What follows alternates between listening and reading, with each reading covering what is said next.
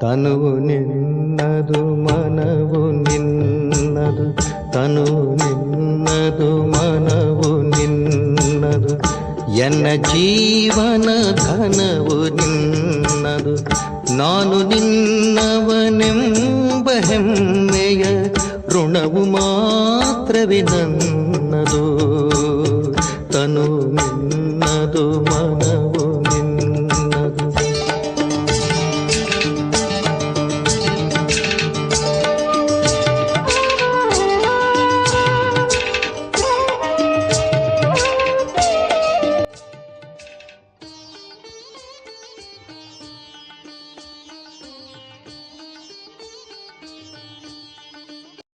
ಓಂ ಶಾಂತಿ. ದಿನಾಂಕ 19/1/2026 ಪ್ರಾತಃ ಮುರಳಿ ಬಾಪ್ದಾದ ಮಧುಬನ. ಮಧುರ ಮಕ್ಕಳೇ, ನಿಮಗೆ ನಶೆ ಇರಬೇಕು. ನಾವು ಬ್ರಾಹ್ಮಣರೇ ದೇವತೆಗಳಾಗ್ತೇವೆ. ನಾವು ಬ್ರಾಹ್ಮಣರಿಗೆ ತಂದೆಯ ಶ್ರೇಷ್ಠ ಮತ ಸಿಗ್ತದೆ. ಶಿವ ಭಗವಾನು ವಾಚ: ರಾತ್ರಿಯ ಪ್ರಯಾಣಿಕನೇ, ಸುಸ್ತಾಗಬೇಡ. ಮಕ್ಕಳು, ಈ ಗೀತೆಯ ಅರ್ಥವನ್ನಂತೂ ತಿಳಿದುಕೊಂಡಿರಿ. ಈಗ ಭಕ್ತಿ ಮಾರ್ಗದ ಘೋರ ಅಂಧಕಾರ ರಾತ್ರಿಯಂತೂ ಮುಕ್ತಾಯವಾಗ್ತಿದೆ. ಮಕ್ಕಳಿಗೆ ಗೊತ್ತಿದೆ, ನಮಗೀಗ ಕಿರೀಟ ಸಿಗಲಿದೆ. ಇಲ್ಲಿ ಕುಳಿತಿದ್ದೀರಿ. ಮನುಷ್ಯರಿಂದ ದೇವತೆಗಳಾಗುವ ಗುರಿ ಧ್ಯೇಯವಿದೆ. ಹೇಗೆ? ನೀವು ತಮ್ಮನ್ನು ಕೋಣವೆಂದು ತಿಳಿಯಿರಿ, ಆಗ ಆ ರೂಪವಾಗುಬಿಡುತ್ತೀರೆಂದು ಸನ್ಯಾಸಿಗಳು ತಿಳಿಸ್ತಾರೆ. ಅದು ಭಕ್ತಿ ಮಾರ್ಗದ ದೃಷ್ಟಾಂತವಾಗಿದೆ. ಹೇಗೆ ಈ ದೃಷ್ಟಾಂತವೂ ಇದೆ. ರಾಮ ವಾನರ ಸೈನ್ಯವನ್ನು ಸಹಾಯಕ್ಕೆ ತೆಗೆದುಕೊಂಡನು. ಅಂದಾಗ ನೀವಿಲ್ಲಿ ಕುಳಿತಿದ್ದೀರಿ. ನಿಮಗೆ ತಿಳಿದಿದೆ, ನಾವೇ ದೇವಿ ದೇವತೆಗಳು ಡಬಲ್ ಕಿರೀಟಧಾರಿಗಳಾಗ್ತೇವೆ. ಹೇಗೆ ಶಾಲೆಯಲ್ಲಿ ಓದುತ್ತಾರೆಂದರೆ, ನಾನು ಇದನ್ನು ಓದಿ ಡಾಕ್ಟರ್ ಆಗುವೆನು, ಇಂಜಿನಿಯರ್ ಆಗುವೆನೆಂದು ಹೇಳ್ತಾರೆ.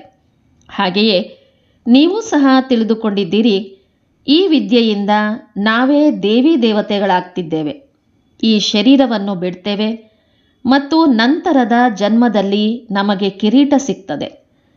ಇದಂತೂ ಬಹಳ ಕೊಳಕು ಚೀಚಿ ಪ್ರಪಂಚವಲ್ಲವೇ? ಹೊಸ ಪ್ರಪಂಚ ಸುಂದರ ಪ್ರಪಂಚವಾಗಿದೆ. ಹಳೆಯ ಪ್ರಪಂಚ ಸಂಪೂರ್ಣ ಕನಿಷ್ಠ ಪ್ರಪಂಚವಾಗಿದೆ. ಇದಂತೂ ಸಮಾಪ್ತಿಯಾಗುವುದಿದೆ. ಹೊಸ ಪ್ರಪಂಚದ ಮಾಲೀಕರನ್ನಾಗಿ ಮಾಡುವವರು ಅವಶ್ಯವಾಗಿ ವಿಶ್ವದ ರಚಯಿತನೇ ಆಗಿರುವರು. ಮತ್ಯಾರೂ ಓದಿಸಲು ಸಾಧ್ಯವಿಲ್ಲ. ಶಿವತಂದೆಯೇ ನಿಮಗೆ ಓದಿಸಿ ಕಲಿಸಿಕೊಡ್ತಾರೆ. ತಂದೆ ತಿಳಿಸಿದ್ದಾರೆ, ಪೂರ್ಣ ಆತ್ಮಾಭಿಮಾನಿಯಾದರೆ ಮತ್ತೇನು ಬೇಕು? ನೀವು ಬ್ರಾಹ್ಮಣರಂತೂ ಆಗಿಯೇ ಇದ್ದೀರಿ. ನಾವು ದೇವತೆಗಳಾಗ್ತಿದ್ದೇವೆ ಎಂಬುದು ನಿಮಗೆ ಗೊತ್ತಿದೆ. ದೇವತೆಗಳು ಎಷ್ಟೊಂದು ಪವಿತ್ರರಾಗಿದ್ದರು. ಇಲ್ಲಿ ಎಷ್ಟು ಪತಿತ ಮನುಷ್ಯರಿದ್ದಾರೆ. ಭಲೆ ಚೆಹರೆ ಮನುಷ್ಯರದ್ದಾಗಿದೆ, ಆದರೆ ಗುಣಗಳು ನೋಡಿ ಹೇಗಿವೆ. ಯಾರು ದೇವತೆಗಳ ಪೂಜಾರಿಯಾಗಿದ್ದಾರೆಯೋ ಅವರೂ ಸಹ ತಾವು ಸರ್ವಗುಣ ಸಂಪನ್ನರು, 16 ಕಲಾ ಸಂಪೂರ್ಣರಾಗಿದ್ದೀರಿ, ನಾವು ವಿಕಾರಿ ಪಾಪಿಗಳಾಗಿದ್ದೇವೆ ಎಂದು ದೇವತೆಗಳ ಮುಂದೆ ಮಹಿಮೆ ಮಾಡ್ತಾರೆ. ಭಲೆ ಅವರದ್ದೂ ಸಹ ಮನುಷ್ಯರ ಚೆಹರೆಯೇ ಆಗಿದೆ, ಆದರೆ ಅವರ ಬಳಿ ಹೋಗಿ ಅವರ ಮಹಿಮೆ ಮಾಡ್ತಾರೆ. ತಮ್ಮನ್ನು ಕೊಳಕು ವಿಕಾರಿಗಳೆಂದು ಹೇಳ್ತಾರೆ. ನಮ್ಮಲ್ಲಿ ಯಾವುದೇ ಗುಣವಿಲ್ಲ. ಮನುಷ್ಯರೆಂದರೆ ಮನುಷ್ಯರೇ. ನೀವೀಗ ತಿಳಿದುಕೊಳ್ತೀರಿ, ನಾವಂತೂ ಈಗ ಪರಿವರ್ತನೆಯಾಗಿ ಹೋಗಿ ದೇವತೆಗಳಾಗ್ತೇವೆ. ಕೃಷ್ಣಪುರಿಯಲ್ಲಿ ಹೋಗಬೇಕೆಂದು ಕೃಷ್ಣನ ಪೂಜೆ ಮಾಡ್ತಾರೆ. ಆದರೆ ಯಾವಾಗ ಬರುತ್ತಾರೆಂದು ತಿಳಿದುಕೊಂಡಿಲ್ಲ. ಭಗವಂತ ಬಂದು ಭಕ್ತಿಯ ಫಲ ಕೊಡುವರೆಂದು ಭಕ್ತಿ ಮಾಡುತ್ತಿರುತ್ತಾರೆ. ಮೊದಲಂತೂ ನಿಮಗೆ ಈ ನಿಶ್ಚಯವಿರಬೇಕು, ನಮಗೆ ಯಾರು ಓದಿಸ್ತಾರೆ? ಇದು ಶ್ರೀ ಶ್ರೀ ಶಿವತಂದೆಯ ಮತವಾಗಿದೆ. ಶಿವತಂದೆಯೇ ನಿಮಗೆ ಶ್ರೀಮತವನ್ನು ಕೊಡ್ತಿದ್ದಾರೆ. ಯಾರಿಗೆ ಇದು ಗೊತ್ತಿಲ್ಲವೋ ಅವರು ಶ್ರೇಷ್ಠರಾಗಲು ಹೇಗೆ ಸಾಧ್ಯ? ಇಷ್ಟೊಂದು ಮಂದಿ ಬ್ರಾಹ್ಮಣರು ಶ್ರೀ ಶ್ರೀ ಶಿವತಂದೆಯ ಮತದಂತೆ ನಡೀತಾರೆ. ಪರಮಾತ್ಮನ ಮತವೇ ಶ್ರೇಷ್ಠರನ್ನಾಗಿ ಮಾಡ್ತದೆ. ಯಾರ ಅದೃಷ್ಟದಲ್ಲಿದೆಯೋ ಅವರ ಬುದ್ಧಿಯಲ್ಲಿಯೇ ಕುಳಿತುಕೊಳ್ಳುವುದು. ಇಲ್ಲದಿದ್ದರೆ ಏನನ್ನೂ ತಿಳಿದುಕೊಳ್ಳುವುದಿಲ್ಲ. ಯಾವಾಗ ಅರ್ಥ ಮಾಡಿಕೊಳ್ಳುವರೋ ಆಗ ಖುಷಿಯಾಗಿ ಸಹಯೋಗ ನೀಡತೊಡಗುತ್ತಾರೆ. ಕೆಲವರಂತೂ ತಿಳಿದುಕೊಂಡೇ ಇಲ್ಲ. ಇವರು ಯಾರು ಎಂಬುದು ಅವರಿಗೇನು ಗೊತ್ತಿದೆ. ಆದ್ದರಿಂದ ತಂದೆ ಯಾರೊಂದಿಗೂ ಮಿಲನ ಮಾಡುವುದೂ ಇಲ್ಲ. ಆ ಮನುಷ್ಯರಂತೂ ಇನ್ನೂ ತಮ್ಮ ಮತವನ್ನೇ ಕೊಡತೊಡಗುತ್ತಾರೆ. ಶ್ರೀಮತವನ್ನು ಅರಿತುಕೊಳ್ಳದ ಕಾರಣ ಅವರಿಗೂ ಸಹ ತಮ್ಮ ಮತವನ್ನು ಕೊಡಲು ಆರಂಭಿಸುತ್ತಾರೆ. ತಂದೆ ನೀವು ಮಕ್ಕಳನ್ನು ಶ್ರೇಷ್ಠರನ್ನಾಗಿ ಮಾಡೋದಕ್ಕಾಗಿಯೇ ಬಂದಿದ್ದಾರೆ. ಮಕ್ಕಳಿಗೆ ತಿಳಿದಿದೆ 5,000 ವರ್ಷಗಳ ಮೊದಲಿನ ತರಹ ತಂದೆ ಬಂದು ತಮ್ಮೊಂದಿಗೆ ಮಿಲನ ಮಾಡಿದ್ದಾರೆ. ಯಾರಿಗೆ ತಿಳಿದಿಲ್ಲವೋ ಅವರು ಹೇಗೆ ಪ್ರತ್ಯುತ್ತರ ನೀಡುವರು? ಮಕ್ಕಳಿಗೆ ವಿದ್ಯೆಯ ಬಹಳ ನಶೆ ಇರಬೇಕು. ಇದು ಬಹಳ ಶ್ರೇಷ್ಠ ವಿದ್ಯೆಯಾಗಿದೆ. ಆದರೆ ಮಾಯೆಯೂ ಸಹ ವಿರೋಧಿಯಾಗಿದೆ. ನಿಮಗೆ ತಿಳಿದಿದೆ, ನಾವು ಇಂತಹ ವಿದ್ಯೆಯನ್ನು ಓದುತ್ತೇವೆ, ಇದರಿಂದ ನಮಗೆ ಡಬಲ್ ಕಿರೀಟ ಸಿಗುವುದು. ಭವಿಷ್ಯ ಜನ್ಮ ಜನ್ಮಾಂತರಕ್ಕಾಗಿ ಡಬಲ್ ಕಿರೀಟಧಾರಿಗಳಾಗ್ತೇವೆ. ಅಂದ ಮೇಲೆ ಇದಕ್ಕಾಗಿ ಪೂರ್ಣ ಪುರುಷಾರ್ಥ ಮಾಡಬೇಕಲ್ಲವೇ? ಇದಕ್ಕೆ ರಾಜಯೋಗವೆಂದು ಹೇಳಲಾಗ್ತದೆ. ಎಷ್ಟು ಅದ್ಭುತವಾಗಿದೆ! ತಂದೆ ಯಾವಾಗಲೂ ತಿಳಿಸಿದರೆ, ಲಕ್ಷ್ಮೀನಾರಾಯಣರ ಮಂದಿರದಲ್ಲಿ ಹೋಗಿ ಪೂಜಾರಿಗಳಿಗೂ ಸಹ ನೀವು ತಿಳಿಸಿ, ಪೂಜಾರಿಗಳಿಗೂ ಸಹ ಮತ್ತೆ ಅನ್ಯರಿಗೆ ತಿಳಿಸಲಿ. ಈ ಲಕ್ಷ್ಮೀನಾರಾಯಣರಿಗೂ ಈ ಪದವಿ ಹೇಗೆ ಸಿಕ್ಕಿತು? ಇವರು ವಿಶ್ವದ ಮಾಲೀಕರು ಹೇಗಾದರು? ಹೀಗೆ ತಿಳಿಸೋದರಿಂದ ಪೂಜಾರಿಗಳಿಗೂ ಮಾನ್ಯತೆ ಸಿಗುವುದು. ನೀವು ಹೇಳಿ, ನಾವು ಈ ಲಕ್ಷ್ಮೀನಾರಾಯಣರಿಗೆ ಈ ರಾಜ್ಯ ಹೇಗೆ ಸಿಕ್ಕಿತು ಎಂಬುದನ್ನು ನಿಮಗೆ ತಿಳಿಸ್ತೇವೆ.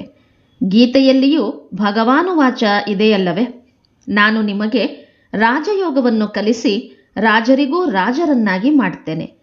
ನೀವು ಸ್ವರ್ಗವಾಸಿಗಳಾಗುತ್ತೀರಲ್ಲವೇ? ಅಂದ ಮೇಲೆ ನಾವೇ ಈ ರೀತಿಯಾಗುತ್ತೇವೆಂದು ನೀವು ಮಕ್ಕಳಿಗೆ ಎಷ್ಟೊಂದು ನಶೆ ಇರಬೇಕು. ತಮ್ಮ ಚಿತ್ರ ಹಾಗೂ ರಾಜಧಾನಿಯ ಚಿತ್ರ ಇದರ ಜೊತೆಯಲ್ಲಿ ತೆಗೆಯಿರಿ. ಕೆಳಗೆ ನಿಮ್ಮ ಚಿತ್ರ, ಮೇಲೆ ರಾಜಧಾನಿಯ ಚಿತ್ರವಿರಲಿ. ಇದರಲ್ಲಿ ಖರ್ಚೇನೂ ಇಲ್ಲ. ರಾಜನ ಪೋಷಾಕ್ ಕೂಡಲೇ ಮಾಡಿಸಬಹುದು. ದೇವತೆಗಳಾಗುತ್ತಿದ್ದೇವೆ ಎಂಬುದು ಪದೇ ಪದೇ ನೆನಪಿರ್ತದೆ. ಭಲೆ ಮೇಲ್ಭಾಗದಲ್ಲಿ ಶಿವತಂದೆಯ ಚಿತ್ರವೂ ಇರಲಿ. ನೀವು ಮನುಷ್ಯರಿಂದ ದೇವತೆಗಳಾಗ್ತೀರಿ. ಈ ಶರೀರವನ್ನು ಬಿಟ್ಟು ಹೋಗಿ ದೇವತೆಗಳಾಗ್ತೀರಿ. ಏಕೆಂದರೆ ಈ ರಾಜಯೋಗವನ್ನು ಕಲಿತಿದ್ದೀರಿ. ಈ ಚಿತ್ರವೂ ಸಹ ನಿಮಗೆ ಬಹಳ ಸಹಯೋಗ ಕೊಡುತ್ತದೆ. ಮೇಲೆ ಶಿವ, ಕೆಳಗಡೆ ರಾಜಧಾನಿಯ ಚಿತ್ರ, ಕೆಳಗಡೆ ನಿಮ್ಮ ಸಾಧಾರಣ ಚಿತ್ರವಿರಲಿ. ಶಿವತಂದೆಯಿಂದ ರಾಜಯೋಗವನ್ನು ಕಲಿತು ನಾವೇ ದೇವತೆಗಳು, ಡಬಲ್ ಕಿರೀಟಧಾರಿಗಳಾಗುತ್ತಿದ್ದೇವೆ ಎಂದು ಬರೆಯಲ್ಪಟ್ಟಿರಲಿ. ಈ ಚಿತ್ರವಿದ್ದಾಗ ಯಾರೇ ಕೇಳಿದರೂ ನಮಗೆ ಕಲಿಸುವವರು ಈ ಶಿವತಂದೆಯಾಗಿದ್ದಾರೆ ಎಂಬುದನ್ನು ನಾವು ತಿಳಿಸಿಕೊಡಬಹುದು. ಚಿತ್ರವನ್ನು ನೋಡುತ್ತಿದ್ದಂತೆಯೇ ಮಕ್ಕಳಿಗೆ ನಶೆಯೇರುವುದು. ಭಲೆ ಅಂಗಡಿಯಲ್ಲಿಯೂ ಈ ಚಿತ್ರವನ್ನಿಡಿ. ಭಕ್ತಿ ಮಾರ್ಗದಲ್ಲಿ ಬ್ರಹ್ಮ ತಂದೆ ನಾರಾಯಣನ ಚಿತ್ರವನ್ನು ಇಟ್ಟುಕೊಳ್ಳುತ್ತಿದ್ದರು. ಜೇಬಿನಲ್ಲಿಯೂ ಇರ್ತಿತ್ತು. ನೀವೂ ಸಹ ತಮ್ಮ ಚಿತ್ರವನ್ನಿಟ್ಟುಕೊಳ್ಳಿ. ಆಗ ನಾವೇ ದೇವಿ ದೇವತೆಗಳಾಗುತ್ತಿದ್ದೇವೆ ಎಂಬುದು ನೆನಪಿರುವುದು. ತಂದೆಯನ್ನು ನೆನಪು ಮಾಡುವ ಉಪಾಯ ಹುಡುಕಬೇಕು. ತಂದೆಯನ್ನು ಮರೆಯೋದರಿಂದಲೇ ಕೆಳಗಿಳಿಯುತ್ತೇವೆ. ವಿಕಾರದಲ್ಲಿ ಬೀಳೋದರಿಂದ ನಾಚಿಕೆಯಾಗ್ತದೆ. ಈಗಂತೂ ನಾವು ಈ ದೇವತೆಗಳಾಗಲು ಸಾಧ್ಯವಿಲ್ಲವೆಂದು ಹೃದಯ ವಿದೀರ್ಣವಾಗುವುದು. ನಾವೀಗ ಹೇಗೆ ದೇವತೆಗಳಾಗುವೆವು? ತಂದೆ ತಿಳಿಸಿದರೆ, ವಿಕಾರದಲ್ಲಿ ಬೀಳುವವರ ಚಿತ್ರವನ್ನು ತೆಗೆದುಹಾಕಿ ತಿಳಿಸಿ, ನೀವು ಸ್ವರ್ಗದಲ್ಲಿ ಹೋಗಲು ಯೋಗ್ಯರಲ್ಲ. ನಿಮ್ಮ ಪಾಸ್ಪೋರ್ಟ್ ಸಮಾಪ್ತಿ. ನಾವು ಕೆಳಗೆ ಬಿದ್ದೆವು. ಈಗ ನಾವು ಸ್ವರ್ಗದಲ್ಲಿ ಹೇಗೆ ಹೋಗಲು ಸಾಧ್ಯ ಎಂಬುದನ್ನು ಅವರೂ ಸಹ ಆಲೋಚಿಸುತ್ತಾರೆ. ಹೇಗೆ ನಾರದನ ಉದಾಹರಣೆ ಕೊಡ್ತಾರೆ. ನೀನು ನಿನ್ನ ಮುಖವನ್ನು ನೋಡಿಕೋ, ನೀನು ಲಕ್ಷ್ಮಿಯನ್ನು ವರಿಸಲು ಯೋಗ್ಯನಾಗಿದ್ದೀಯಾ ಎಂದು ನಾರದನಿಗೆ ಹೇಳಿದರು. ಮುಖ ನೋಡಿಕೊಂಡಾಗ ಅದು ಕೋತಿಯ ತರಹ ಕಂಡುಬಂದಿತ್ತು. ಹಾಗೆಯೇ ಮನುಷ್ಯರಿಗೂ ಸಹ ನಮ್ಮಲ್ಲಿ ಈ ವಿಕಾರವಿದೆ ಅಂದ ಮೇಲೆ ನಾವು ಶ್ರೀನಾರಾಯಣ ಅಥವಾ ಲಕ್ಷ್ಮಿಯನ್ನು ಹೇಗೆ ವರಿಸಲು ಸಾಧ್ಯ ಎಂದು ನಾಚಿಕೆ ಬರುವುದು. ತಂದೆ ಎಲ್ಲ ಯುಕ್ತಿಗಳನ್ನು ತಿಳಿಸ್ತಾರೆ. ಆದರೆ ವಿಶ್ವಾಸವನ್ನಿಡಬೇಕಲ್ಲವೇ?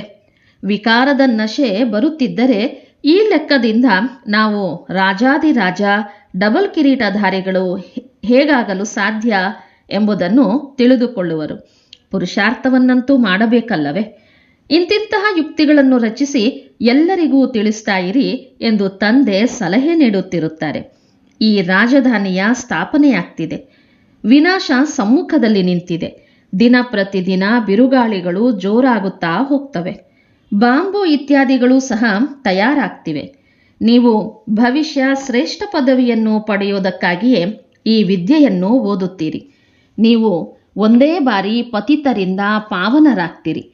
ನಾವು ನರಕವಾಸಿಗಳಾಗಿದ್ದೇವೆ ಎಂಬುದನ್ನು ಮನುಷ್ಯರು ತಿಳಿದುಕೊಳ್ಳೋದಿಲ್ಲ. ಏಕೆಂದರೆ ಕಲ್ಲು ಬುದ್ಧಿಯವರಾಗಿದ್ದಾರೆ. ನೀವೀಗ ಕಲ್ಲು ಬುದ್ಧಿಯವರಿಂದ ಪಾರಸ ಬುದ್ಧಿಯವರಾಗ್ತಿದ್ದೀರಿ. ಅದೃಷ್ಟದಲ್ಲಿದ್ದರೆ ಕೂಡಲೇ ತಿಳಿದುಕೊಳ್ಳುವರು. ಇಲ್ಲವೆಂದರೆ ನೀವು ಎಷ್ಟಾದರೂ ತಲೆ ಕೆಡಿಸಿಕೊಳ್ಳಿ, ಬುದ್ಧಿಯಲ್ಲಿ ಕುಳಿತುಕೊಳ್ಳೋದಿಲ್ಲ. ತಂದೆಯನ್ನೇ ತಿಳಿದುಕೊಳ್ಳದಿದ್ದರೆ ಅವರು ನಾಸ್ತಿಕರಾಗಿದ್ದಾರೆ, ಅರ್ಥಾತ್ ಧನಿಕರಲ್ಲ. ಅಂದ ಮೇಲೆ ಅವರನ್ನು ಧನಿಕರನ್ನಾಗಿ ಮಾಡಬೇಕಲ್ಲವೇ? ಯಾವಾಗ ಶಿವತಂದೆಯ ಮಕ್ಕಳಾಗಿದ್ದೀರಿ ಎಂದ ಮೇಲೆ ಇಲ್ಲಿ ಯಾರಿಗೆ ಜ್ಞಾನವಿದೆಯೋ ಅವರು ತಮ್ಮ ಮಕ್ಕಳನ್ನು ವಿಕಾರಗಳಿಂದ ರಕ್ಷಿಸುತ್ತಿರುತ್ತಾರೆ. ಅಜ್ಞಾನಿಗಳು ತಮ್ಮಂತೆ ಮಕ್ಕಳನ್ನು ವಿಕಾರದಲ್ಲಿ ಸಿಲುಕಿಸುತ್ತಾರೆ. ನಿಮಗೆ ತಿಳಿದಿದೆ, ಇಲ್ಲಿ ವಿಕಾರದಿಂದ ಪಾರು ಮಾಡಲಾಗ್ತದೆ. ಮೊದಲಂತೂ ಕನ್ಯೆಯರನ್ನು ಪಾರು ಮಾಡಬೇಕು. ತಂದೆ ತಾಯಿಗಳು ಹೇಗೆ ಮಕ್ಕಳನ್ನು ವಿಕಾರದಲ್ಲಿ ಬೀಳಿಸುವ ಪೆಟ್ಟು ಕೊಡ್ತಾರೆ. ನಿಮಗೆ ತಿಳಿದಿದೆ, ಇದು ಭ್ರಷ್ಟಾಚಾರಿ ಪ್ರಪಂಚವಾಗಿದೆ. ಶ್ರೇಷ್ಠಾಚಾರಿ ಪ್ರಪಂಚವನ್ನು ಬಯಸ್ತಾರೆ. ಭಗವಾನುವಾಚ, ನಾನು ಶ್ರೇಷ್ಠಾಚಾರಿಗಳನ್ನಾಗಿ ಮಾಡಲು ಬರ್ತೇನೆ ಅಂದ ಮೇಲೆ ಈಗ ಎಲ್ಲರೂ ಭ್ರಷ್ಟಾಚಾರಿಗಳಾಗಿದ್ದಾರೆ. ನಾನು ಎಲ್ಲರ ಉದ್ಧಾರ ಮಾಡ್ತೇನೆ. ಭಗವಂತನೇ ಸಾಧು ಸಂತ ಮೊದಲಾದವರೆಲ್ಲರೂ ಉದ್ಧಾರ ಮಾಡಲು ಬರಬೇಕಾಗಿದೆ ಎಂದು ಗೀತೆಯಲ್ಲಿಯೂ ಬರೆಯಲ್ಪಟ್ಟಿದೆ. ಒಬ್ಬ ಭಗವಂತ ತಂದೆಯೇ ಬಂದು ಎಲ್ಲರ ಉದ್ಧಾರ ಮಾಡ್ತಾರೆ. ನೀವೀಗ ಆಶ್ಚರ್ಯ ಪಡ್ತೀರಿ, ಮನುಷ್ಯರು ಎಷ್ಟೊಂದು ಕಲ್ಲು ಬುದ್ಧಿಯವರಾಗಿದ್ದಾರೆ. ಈ ಸಮಯದಲ್ಲಿ ದೊಡ್ಡ ದೊಡ್ಡವರಿಗೆ ಒಂದು ವೇಳೆ ಗೀತೆಯ ಭಗವಂತ ಶಿವನಾಗಿದ್ದಾರೆ ಎಂಬುದು ಅರ್ಥವಾದರೆ ಏನಾಗುವುದೋ ಗೊತ್ತಿಲ್ಲ. ಹಾಹಾಕಾರ ಏಳುತ್ತದೆ. ಆದರೆ ಇನ್ನೂ ತಡವಿದೆ. ಇಲ್ಲದಿದ್ದರೆ ಎಲ್ಲರ ಸಿಂಹಾಸನಗಳು ಒಮ್ಮೆಲೆ ಅಲುಗಾಡುತ್ತಿದ್ದವು. ಅನೇಕರ ಸಿಂಹಾಸನಗಳು ಅಲುಗಾಡುತ್ತವೆಯಲ್ಲವೇ? ಯುದ್ಧ ಆರಂಭವಾದಾಗ ಅರ್ಥವಾಗ್ತದೆ, ಇವರ ಸಿಂಹಾಸನ ಅಲುಗಾಡುತ್ತಿದೆ, ಈಗ ಇಳಿಯುವವರಿದ್ದಾರೆ ಎಂದು. ಒಂದು ವೇಳೆ ಈಗಲೇ ಎಲ್ಲರ ಸಿಂಹಾಸನಗಳು ಅಲುಗಾಡಿದರೆ ಬಹಳ ಏರುಪೇರಾಗುವುದು. ಇದು ಮುಂದೆ ನಡೆಯಲಿದೆ. ಪತಿತ ಪಾವನ ಸರ್ವರ ಸದ್ಗತಿದಾತನೇ ಹೇಳ್ತಾರೆ, ನಾನು ಬ್ರಹ್ಮಾರವರ ತನುವಿನಿಂದ ಸ್ಥಾಪನೆ ಮಾಡ್ತಿದ್ದೇನೆ. ಸರ್ವರ ಸದ್ಗತಿ ಅರ್ಥಾತ್ ಉದ್ಧಾರ ಮಾಡ್ತಿದ್ದೇನೆ. ಭಗವಾನುವಾಚ, ಇದು ಪತಿತ ಪ್ರಪಂಚವಾಗಿದೆ. ನಾನು ಇವರೆಲ್ಲರ ಉದ್ಧಾರ ಮಾಡಬೇಕಾಗಿದೆ. ಈಗ ಎಲ್ಲರೂ ಪತಿತರಾಗಿದ್ದಾರೆ ಅಂದ ಮೇಲೆ ಪತಿತರು ಅನ್ಯರನ್ನು ಹೇಗೆ ಪಾವನ ಮಾಡುವರು? ಮೊದಲು ಸ್ವಯಂ ಪಾವನರಾದಾಗ ಮತ್ತೆ ತನ್ನ ಅನುಯಾಯಿಗಳನ್ನು ಪಾವನ ಮಾಡಬಹುದು. ನಿಮಗೆ ಭಾಷಣ ಮಾಡುವುದರಲ್ಲಿ ಬಹಳ ಮಸ್ತಿ ಇರಬೇಕು. ಕನ್ಯೆಯರದ್ದು ಬಿಸಿ ರಕ್ತವಾಗಿದೆ. ನೀವು ಹಳೆಯದರಿಂದ ಹೊಸತನ್ನಾಗಿ ಮಾಡುತ್ತಿದ್ದೀರಿ. ನಿಮ್ಮ ಆತ್ಮ ಯಾವುದು ಹಳೆಯ ಕಬ್ಬಿಣದ ಸಮಾನವಾಗಿರುವುದೋ ಅದು ಹೊಸ ಸ್ವರ್ಣಿಮದಂತೆ ಆಗ್ತದೆ, ತುಕ್ಕು ಬಿಡುತ್ತಾ ಹೋಗ್ತದೆ. ಅಂದಾಗ ಮಕ್ಕಳಿಗೆ ಬಹಳ ಉಮಂಗವಿರಬೇಕು. ನಶೆಯು ಸ್ಥಿರವಾಗಿರಬೇಕು. ತಮ್ಮ ಜೊತೆಗಾರರನ್ನು ಮೇಲೆತ್ತಬೇಕಾಗಿದೆ. ತಾಯಿ ಗುರು ಎಂದು ಗಾಯನವಿದೆ. ತಾಯಿ ಯಾವಾಗ ಗುರುವಾಗ್ತಾಳೆ ಎಂಬುದನ್ನು ಸಹ ನೀವು ತಿಳಿದುಕೊಂಡಿದ್ದೀರಿ. ಜಗದಂಬೆಯೇ ಮತ್ತೆ ರಾಜರಾಜೇಶ್ವರಿಯಾಗ್ತಾರೆ. ಮತ್ತೆ ಅಲ್ಲಿ ಯಾವುದೇ ಗುರು ಇರುವುದೇ ಇಲ್ಲ. ಗುರುವಿನ ಗೊಂದಲ ಈಗ ನಡೀತದೆ. ತಂದೆ ಬಂದು ಮಾತೆಯರ ಮೇಲೆ ಜ್ಞಾನಾಮೃತದ ಕಲಶವನ್ನಿಡುತ್ತಾರೆ. ಆರಂಭದಿಂದ ಇದೇ ರೀತಿಯಾಗ್ತದೆ. ಸೇವಾ ಕೇಂದ್ರಗಳಿಗಾಗಿಯೂ ಬ್ರಹ್ಮಕುಮಾರಿಯರು ಬೇಕೆಂದೇ ಹೇಳ್ತಾರೆ. ತಾವೇ ನಡೆಸಿ ತಮಗೆ ಇಲ್ಲವೇ ಎಂದು ತಂದೆ ಹೇಳ್ತಾರೆ. ಅದಕ್ಕೆ ಇಲ್ಲ ಬಾಬಾ, ನಮಗೆ ಶಿಕ್ಷಕಿ ಸಹೋದರಿಯೇ ಬೇಕು ಎಂದು ಹೇಳ್ತಾರೆ. ಇದು ಸರಿಯಾಗಿದೆ, ಗೌರವ ಕೊಡ್ತಾರೆ. ಇತ್ತೀಚಿನ ಪ್ರಪಂಚದಲ್ಲಿ ಒಬ್ಬರು ಇನ್ನೊಬ್ಬರಿಗೆ ತೋರ್ಪಡಿಕೆಯ ಮಾನ್ಯತೆಯನ್ನು ನೀಡುತ್ತಾರೆ. ಇಂದು ಪ್ರಧಾನಮಂತ್ರಿಯಾಗಿದ್ದರೂ ನಾಳೆ ಅವರನ್ನು ಸ್ಥಾನದಿಂದ ಇಳಿಸಿಬಿಡ್ತಾರೆ. ಸ್ಥಿರವಾದ ಪದವಿ ಯಾರಿಗೂ ಸಿಗೋದಿಲ್ಲ. ಈ ಸಮಯದಲ್ಲಿ ನೀವು ಮಕ್ಕಳಿಗೆ ಶಾಶ್ವತ ರಾಜ್ಯ ಭಾಗ್ಯ ಸಿಗ್ತದೆ. ತಂದೆ ನಿಮಗೆ ಎಷ್ಟು ಪ್ರಕಾರದಿಂದ ತಿಳಿಸ್ತಾರೆ. ತಮ್ಮನ್ನು ಸದಾ ಹರ್ಷಿತವಾಗಿಟ್ಟುಕೊಳ್ಳಲು ಬಹಳ ಒಳ್ಳೊಳ್ಳೆಯ ಯುಕ್ತಿಗಳನ್ನು ತಿಳಿಸ್ತಾರೆ. ಶುಭ ಭಾವನೆಯನ್ನಿಡಬೇಕಲ್ಲವೇ? ಓಹೋ, ನಾವು ಈ ಲಕ್ಷ್ಮೀನಾರಾಯಣರಾಗ್ತೇವೆ. ಮತ್ತೆ ಒಂದು ವೇಳೆ ಯಾರ ಅದೃಷ್ಟದಲ್ಲಿಲ್ಲವೋ ಅವರು ಪುರುಷಾರ್ಥವೇನು ಮಾಡುವರು? ತಂದೆಯಂತೂ ಪುರುಷಾರ್ಥದ ಸಲಹೆ ಕೊಡ್ತಾರಲ್ಲವೇ?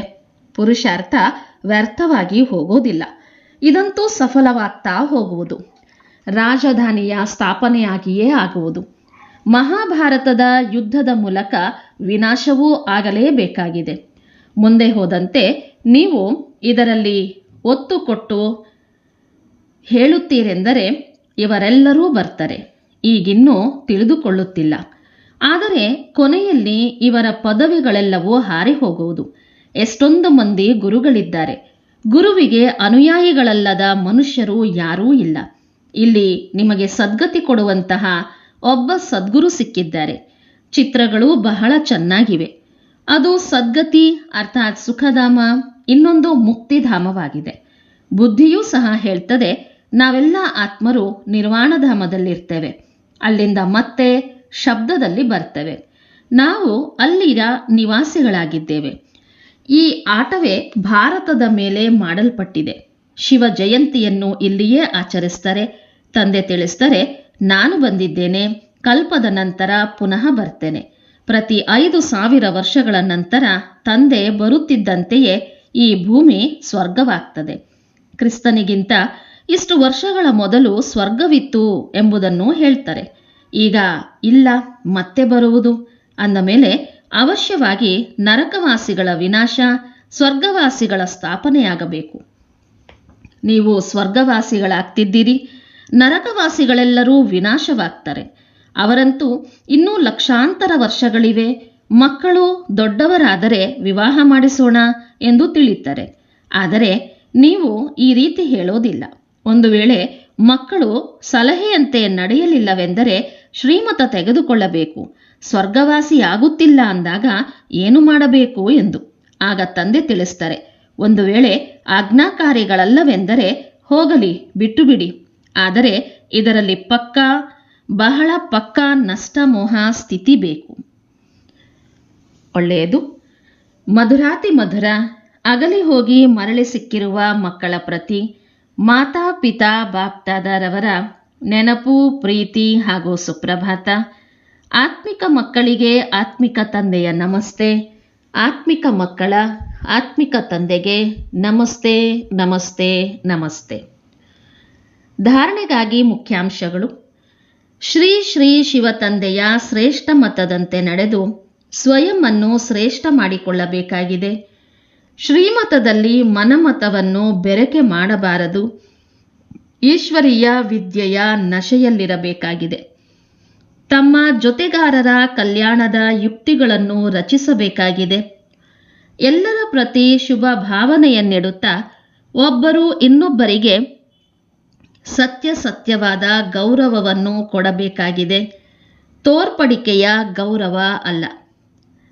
ವರದಾನ: ನಿರಂತರ ತಂದೆಯ ಜೊತೆಯ ಅನುಭೂತಿಯ ಮೂಲಕ ಪ್ರತಿ ಸೆಕೆಂಡ್, ಪ್ರತಿ ಸಂಕಲ್ಪದಲ್ಲಿ ಸಹಯೋಗಿಯಾಗುವಂತಹ ಸಹಜ ಯೋಗಿ ಭವ.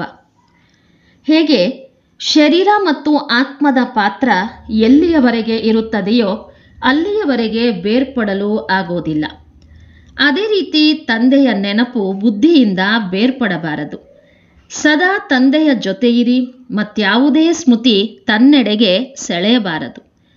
ಇಂಥವರಿಗೆ ಸಹಜ ಮತ್ತು ಸ್ವತಃ ಯೋಗಿಗಳೆಂದು ಹೇಳಲಾಗುವುದು. ಇಂತಹ ಯೋಗಿ ಪ್ರತಿ ಸೆಕೆಂಡ್, ಪ್ರತಿ ಸಂಕಲ್ಪ, ಪ್ರತಿ ವಚನ, ಪ್ರತಿ ಕರ್ಮದಲ್ಲಿಯೂ ಸಹಯೋಗಿಯಾಗಿರ್ತಾರೆ. ಸಹಯೋಗಿ ಎಂದರೆ ಯಾರ ಒಂದು ಸಂಕಲ್ಪವೂ ಸಹ ಸಹಯೋಗವಿರದೇ ಇರೋದಿಲ್ಲ. ಇಂತಹ ಯೋಗಿ ಮತ್ತು ಸಹಯೋಗಿಗಳು ಶಕ್ತಿಶಾಲಿಯಾಗ್ತಾರೆ. ಸುವಾಕ್ಯ: ಸಮಸ್ಯಾ ಸ್ವರೂಪರಾಗುವ ಬದಲು ಸಮಸ್ಯೆಯನ್ನು ಪರಿಹರಿಸುವ ಸಮಾಧಾನ ಸ್ವರೂಪರಾಗಿರಿ.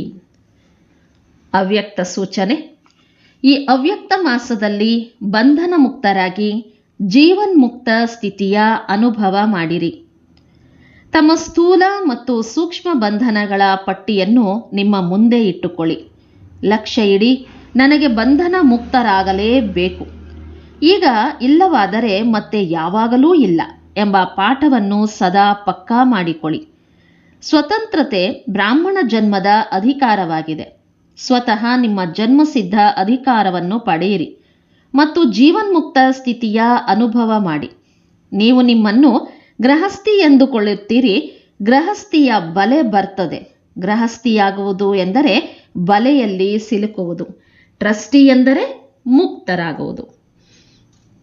ಇಂದಿನ ಮುರಳಿಯ ಪ್ರಶ್ನೋತ್ತರ: ಯಾರದ್ದು ಬಿಸಿ ರಕ್ತ ಆಗಿದೆಯೋ ಅವರಿಗೆ ಯಾವ ಉಮಂಗ ಮತ್ತು ಯಾವ ನಶೆ ಇರಬೇಕು? ಈ ಪ್ರಪಂಚ ಯಾವುದು ಹಳೆಯ ಕಬ್ಬಿಣದ ಯುಗವಾಗಿದೆಯೋ ಅದನ್ನು ಹೊಸ ಸ್ವರ್ಣಿಮ ಯುಗವನ್ನಾಗಿ ಮಾಡುವ, ಹಳೆಯದರಿಂದ ಹೊಸತನ್ನಾಗಿ ಮಾಡುವ ಉಮಂಗವಿರಬೇಕು. ಕನ್ಯೆಯರದ್ದು ಬಿಸಿ ರಕ್ತವಾಗಿದೆ. ಅಂದ ಮೇಲೆ ತಮ್ಮ ಜೊತೆಗಾರರನ್ನೂ ಮೇಲೆತ್ತಬೇಕು. ನಶೆ ಸ್ಥಿರವಾಗಿರಲಿ. ಭಾಷಣ ಮಾಡುವುದರಲ್ಲಿಯೂ ಬಹಳ ಮಸ್ತಿ ಇರಬೇಕು. ಒಳ್ಳೆಯದು. ಓಂ ಶಾಂತಿ.